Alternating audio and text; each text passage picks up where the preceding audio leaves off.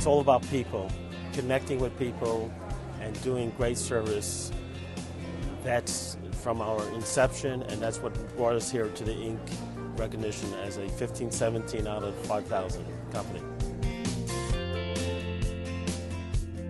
In Sign Talk, we have facilitated the communication between the deaf individuals and communities and the general population to make sure that everyone understands that they are just as able as everyone else, they just speak a different language. We're a growing company, and social media is part of our culture. We want to use it, but we don't want to lose our personality. And by being in charge of our technology and being masters of it, and unplugging from technology and reconnecting with people is something that will be part of our culture forever.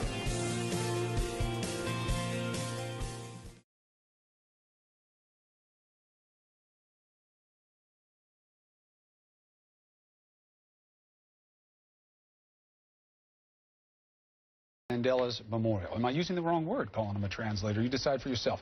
The man is now defending his performance despite criticism from around the world that he was faking the whole time. He tells a Johannesburg radio station he is perfectly qualified, actually qualified, and adding that he is getting treatment for schizophrenia. So the question, is he sick and that's what happened with his interpreting, or is he a fraud? But for now, what was he even trying to say? That's what we're trying to figure out here. We're going to bring in John Wolf Nelson. He is an RID certified American Sign Language interpreter and a consultant with Sign Talk. And I want to start, first of all, thank you for doing this. Appreciate it. Absolutely. Good morning. Let's start with a little bit of sound of what was being said and what was being done at the same time. Can we play that?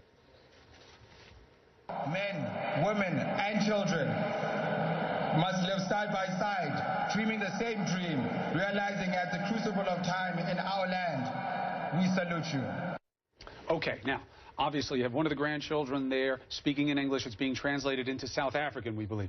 What's your general impression of what you saw or didn't see? Well, what we see is a person gesticulating rhythmically. They seem to be actually creating some sentences. You see him pausing. It looks like he's thinking about what the next parts of his interpretation would be. But do you recognize any of this as sign language? Sign language. No, sign language. I'm not a linguist, and I do not know South African Sign Language, but this does not look like sign language. So if you don't know South African Sign Language, why is this still instructive of being wrong to you?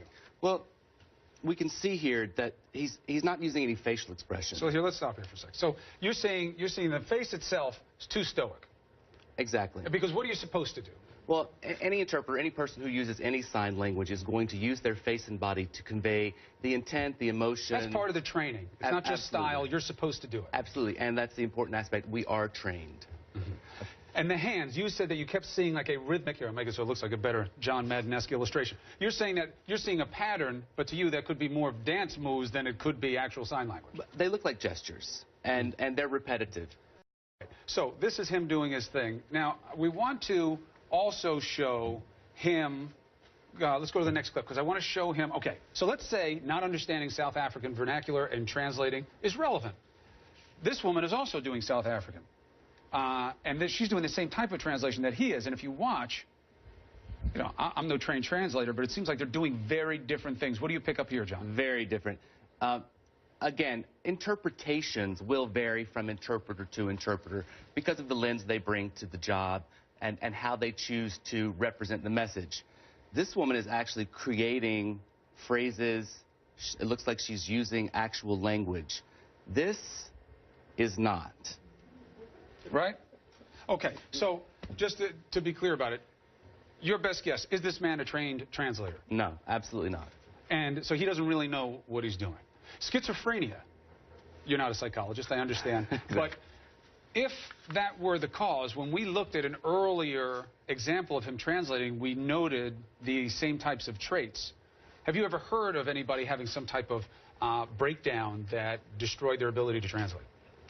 I have not. If the person knew sign language, one would assume that regardless of their mental state, they would actually still be able to create language for themselves. This is not sign language. I mean, obviously, I don't mean to block here, but they seem to be doing very different things in frequency, in direction of their hands, and in mimicking what is being said by the actual speaker. Absolutely. And the face is very active. Their expressions being done seems as though she is, using oral references to language as well. Yes, absolutely. She's mouthing some of the words, and she's using her face to indicate what she's expressing, the intention and the spirit of the speaker as well. This gentleman is not. Now, what is the chance that you could get away with this in the United States, where you could do what he's doing and somebody wouldn't seem to know right away?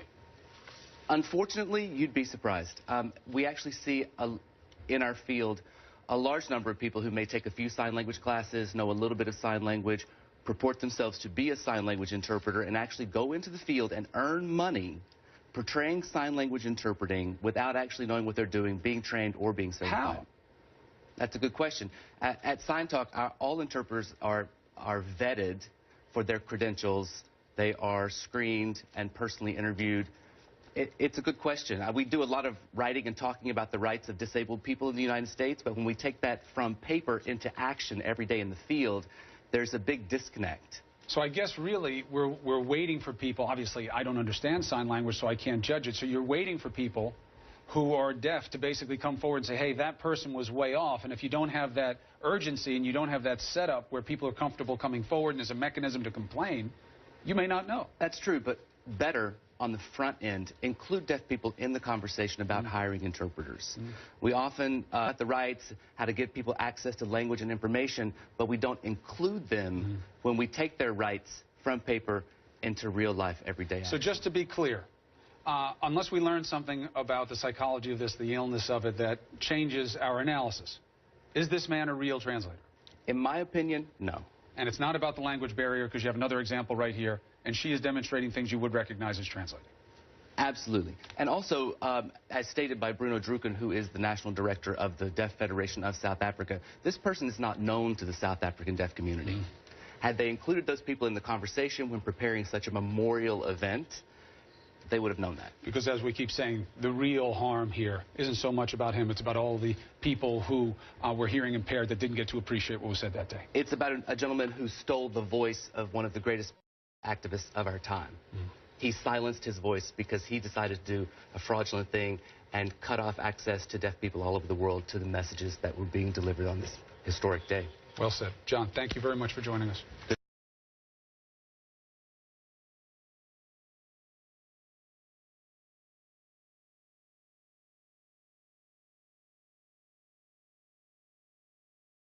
Dora Smith says from a young age she had extra responsibilities as the daughter of a deaf mother and father. You have to go to doctor's appointments, you have to go to PTA meetings, you have to go to different events and be the voice for your parents. Smith works as a supervisor in a Queens hospital, but she has always wanted to become a sign language interpreter. She has a lot of experience with signing, but no formal training until she received a text about a new workshop aimed at children of deaf adults, a group known as CODAs. The interpreting field is growing, and the demand there's a big demand there. And so with that, I realized there are a number of CODAs who don't have access to the interpreting field. Smith was one of 13 people who took part in the initial CODAs of Color program this spring.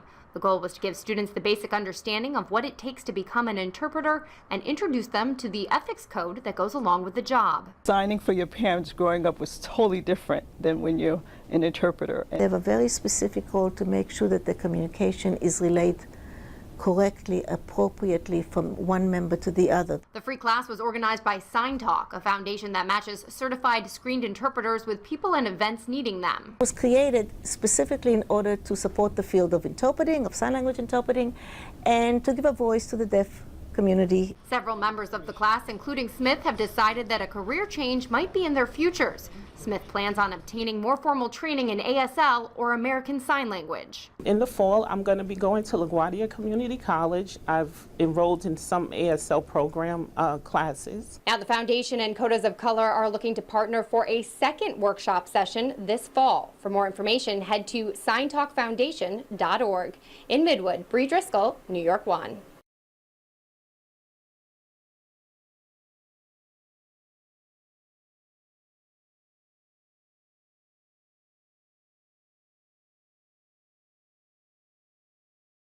Yes, you are blessed. You have the option to do that. I've given you permission. All right, you guys saw it here. You Got did. permission.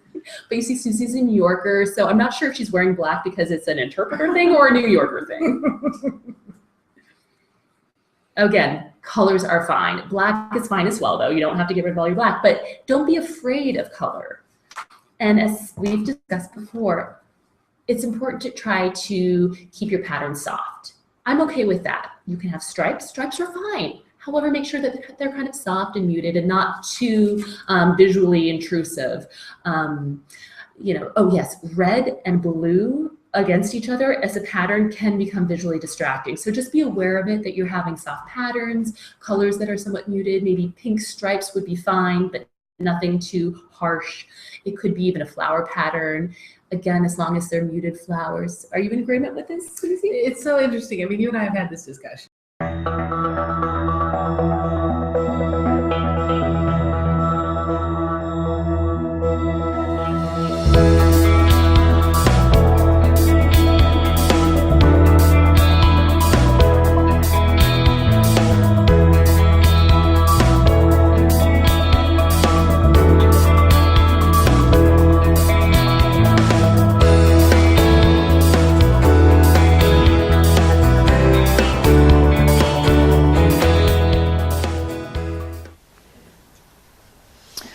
So agencies that are out there, how can we ensure that the interpreters are qualified, regardless of the environment? Schools, hospitals, what have you? Well, vetting, as we spoke of, means that the person's educational background should be checked, where they learned to become an interpreter, why they became an interpreter. I mean, the interpreting field is a very personal and intimate. You have to be able to open yourself up and show that person who you are. And you want people who are engaging with you on that personal level to be of good character. You're on the right track here. I agree with what you're saying.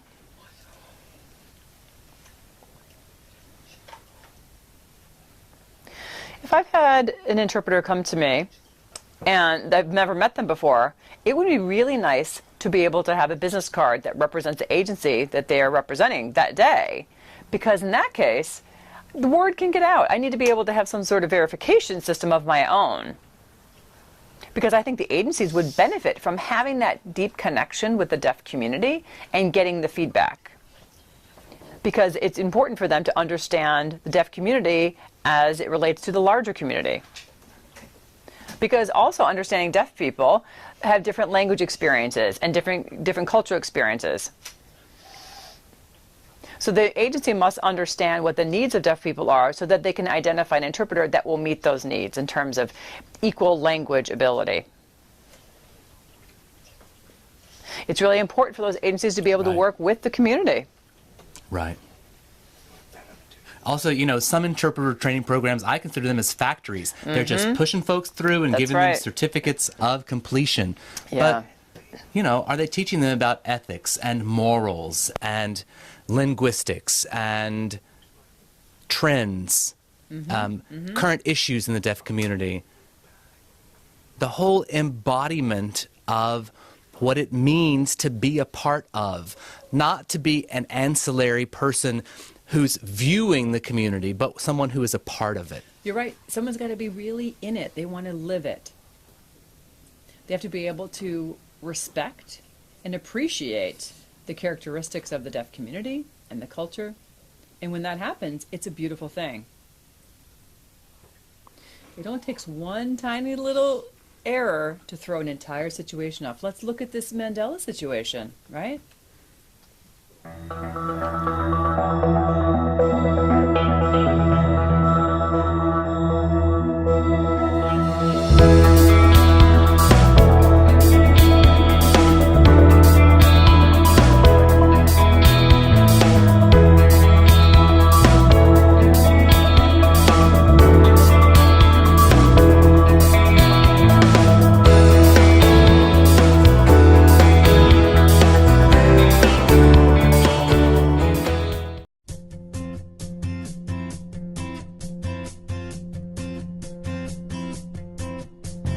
It's all about people, connecting with people, and doing great service.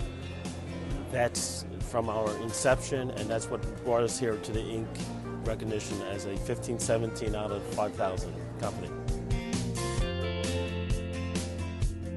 In Sign Talk, we have facilitated the communication between the deaf individuals and communities and the general population to make sure that everyone understands that they are just as able as everyone else, they just speak a different language. We're a growing company, and social media is part of our culture. We want to use it, but we don't want to lose our personality. And by being in charge of our technology and being masters of it, and unplugging from technology and reconnecting with people is something that will be part of our culture forever.